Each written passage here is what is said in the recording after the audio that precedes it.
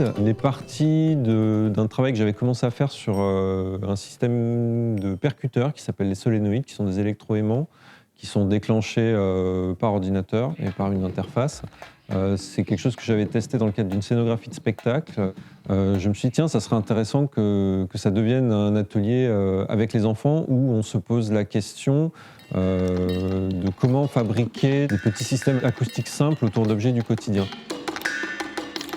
Donc, quand les enfants arrivent, ils ont chacun un percuteur qui leur est remis. Ils doivent choisir un objet sonore dans un bric-à-brac et ensuite ils ont, entre guillemets, carte blanche pour définir comment ils vont associer leur percuteur et leur objet de manière à produire un son qui soit intéressant et peut-être avec un système qui visuellement soit aussi intéressant. Donc c'est presque un atelier de design en fait qui interroge des notions à la fois hyper basiques et en même temps dont on se rend compte que les enfants ne sont pas forcément familiers.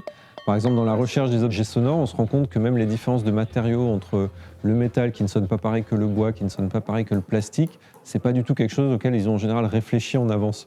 Après, ils se rendent compte que par exemple, certains objets ne doivent pas être trop bloqués, ne doivent pas être trop fixés sur des supports pour garder leur résonance naturelle lorsqu'ils sont frappés. On se rend compte que les différents types d'embouts qu'on va placer sur les percuteurs vont changer énormément le rendu sonore. Un embout en bois ne sera pas pareil qu'un embout en caoutchouc, par exemple, ou qu'un embout en liège. Et en fait, on se rend compte souvent aussi, quand ils arrivent à cet atelier, qu'ils n'ont pas tellement l'habitude de faire des opérations simples, comme ne serait-ce que visser un truc ou percer un trou avec une perceuse. Il y avait aussi cette volonté de les confronter finalement à j'ai envie de faire un truc, j'ai une idée en tête, comment je dois faire pour la mettre en œuvre avec des outils très simples. Alors si on le lève, ça marche pas.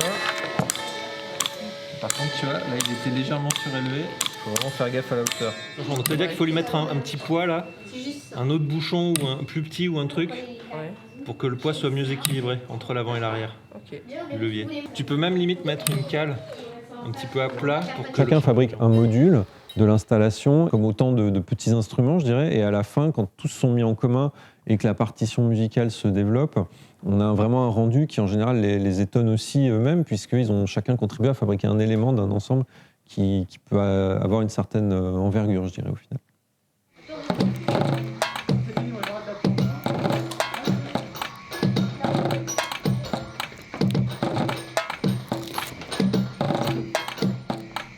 Puisqu'on est dans une ludothèque, j'aimerais bien que vous réfléchissiez chacun à écrire une sorte de règle de jeu imaginaire d'un jeu qui n'existe pas et qui n'a pas de sens.